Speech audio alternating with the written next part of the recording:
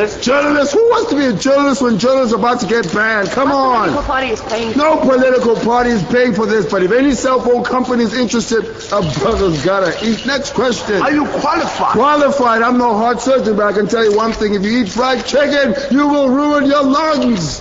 Late Night News with Louis Sokola, the lighter side of current affairs. Premieres on E! News, 29 September at 9:30.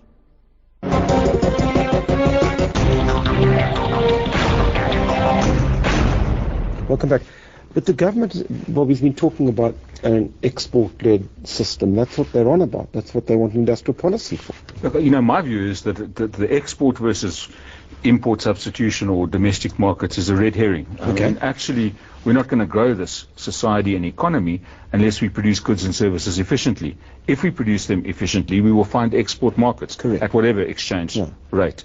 So, and, you know, I think we should, as a nation, be concerned about productivity, but not simply labor productivity, multi-factor productivity, the productivity of capital. I mean, capital markets around the world have not behaved all that well in the last few years. So you know, in the end, you create wealth by producing more than you consume. It's a simple equation.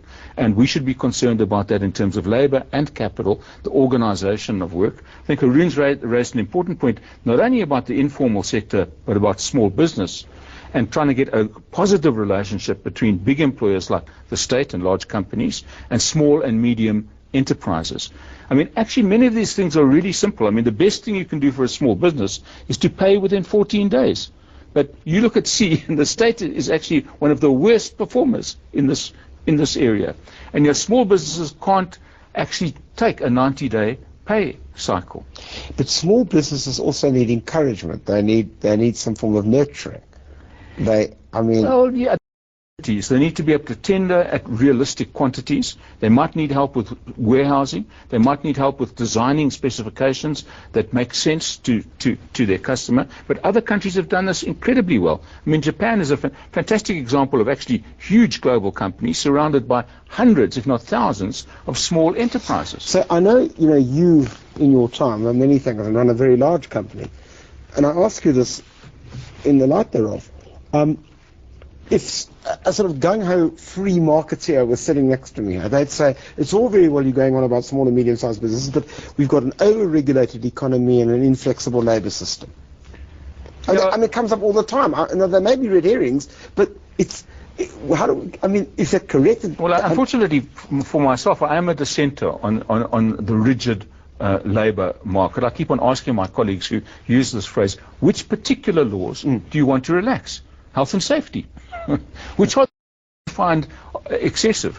I think there are some elements of our system. I mean, the CCMA, for example, appears to be overloaded. Well, actually, in the mining industry, we did a private arbitration agreement about unfair dismissal. And we have principals and ministers of religion presiding over third-party judgments, and it's been possible to deal with a huge number of dismissals very efficiently. So if there are bottlenecks in our regulation, if the regulation is not being fairly applied or it's taking too long, let's deal with those. I don't think the rigid labour market is a big issue. Haroon, can I ask you about this? It just, you know, I haven't got anybody who's going to argue that point, but it just comes up all the time. I'm not asking you, obviously, to defend it, but I'm to the contrary. I'm saying this is just almost a shibboleth around this debate. Yeah, so I mean, it's one of the strongest examples of how perceptions of investors, or if you like, an urban myth in search of data just seems to exist. So if you actually do the numbers correctly and you use the World Bank's Doing Business survey, which does estimate labor regulation across 100 odd countries, South Africa actually sits smack bang in the middle of its cohort, namely middle income countries. So we're not an unusually rigid, nor are we an unusually flexible labor. Although recently I saw a world competitive report. Is that if you, however, there may be elements of the regulatory regime, right, that you may want to tweak, be it the dispute resolution system and so on. But is the take-home point that we've got an overly rigid labour market? The answer is no. And so again, one wonders why the myth persists, but so it is. And so most of the numbers that you do will show you persistently and constantly that we're not an unusually rigid labour market. So you're saying for small and medium-sized business, which must hold the key to employment, it's not the key obstacle by any stretch?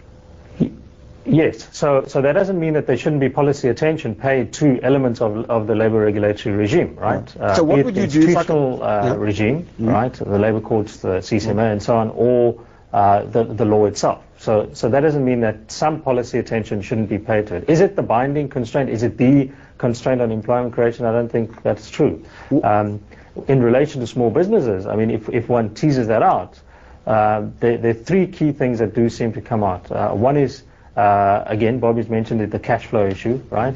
The other is credit access, which we know about. The third is something which has been underemphasized a lot in South Africa, and it seems almost an odd one, is that small businesses very rarely have access to short-term insurance. Protection against, your little bucky actually ending up in an accident in terms of insurance isn't provided. So insurance markets don't ever go down to the small business sector or even informal sector providers. That acts as a key constraint on growing those businesses. So it's those kinds of micro constraints on informal sector as well, where the state can intervene and probably should. Well, can I then ask you, I mean, isn't that what you should be worrying about as COSATU? I mean, leave aside all these big global things that you want to talk about. Why can't you concentrate on that? Well, we cannot confine ourselves to labor market issues. We need to look into the whole economy. I understand that, but I'm just talking now about trying to get employment growing. And small and medium-sized businesses clearly are key to this. Well, not only small business, even big businesses also key. Let's talk about small and medium for the moment, which become big if they're nurtured properly. Okay, well, I cannot speak on behalf of business. I can only speak on behalf of labor. I know that, but you have an influential voice. Well, critical, I would say it's a critical factor in the production process. It's very critical. Our view of industrialization, speaking about industrialization, we are arguing for a graduation from mineral-based export-led growth or orientation to value-added. That's where really labor comes in. Everybody would agree with that, I'm assuming. Yes. Then we are saying that the government should put up programs, not only government, but even the private sector, put up training programs that will ensure that our labor component of production. So you'd support Bobby Godsall's idea that the tax system could be used to incentivize labor-intensive business? Could be used to incentivize and punish as well. We leave aside the punish. I prefer the incentivization. Well, we like to use the carrot and stick approach. We incentivize those who comply and we punish those who... Well, am I right to push small and medium-sized business as a key? Absolutely, but again, not as an isolated element. And look, in industry, you go look at the Eastern Cape, and our global car companies have been fantastically successful at winning contracts to make entire... Well, when they're not striking. Yeah, sure. That's another issue. They're surrounded by very efficient small and medium enterprise supply. You can't have a successful big business unless it's surrounded by effective small and medium enterprises. And we actually have quite a rich context of that in South Africa in particular industries. We should go and look at where the success is and learn from that. Because what worries me listening to all of this with you guys is that actually there seem to be quite a few things you almost want to say if you were watching this program, well, that's obvious. Why aren't we doing that? Yeah, well, we're a country that loves to sort of wallow in despair and find many different reasons. I mean, right now, for employment, I would try everything that anybody's suggesting to actually create jobs. I would try 10, 15, 20 things and see what works. Because we know where we will go if we don't address the unemployment problem. I'm afraid I've run out of time because this is really picking up something that Bobby Godsall said is an absolutely critical issue. You cannot have 3, 4, 5 million people who are just literally dumped onto the landscape without any hope, without any employment, without any view to their future. And the real question is, let's leave aside the inequality questions which are important. Let's just ask ourselves this question: how do we ensure that people get economic citizenship in the society as they've gained political citizenship? What can be done to deal with a conundrum that has dogged us not just for 16 years but for much longer than that? Well, you've heard quite a lot of suggestions. Perhaps the idea is, whether it's through COSATU, whether it's through Professor Bhorat or Bobby Goldsworth suggests try everything, but try to ensure that people actually have a real stake in being able to get jobs so that we can grow the economy and ensure that there's a congruence between economic and political citizenship. How to do that? You've heard some of the ideas. Judge for yourself.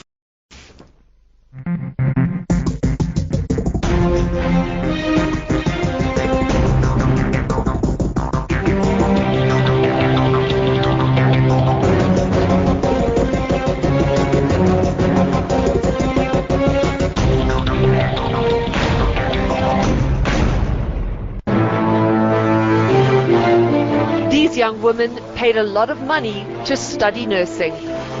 Nursing was my dream since I was young. That was my dream. But the school was a money-making scam. The qualifications worthless. My heart was broken, really. We tracked the owner down and exposed her racket. Third Degree and Third Degree Plus on the E-News channel. Vinta Blanche was bludgeoned to death on his farm in Ventersdorp. This was a funeral, but also very much a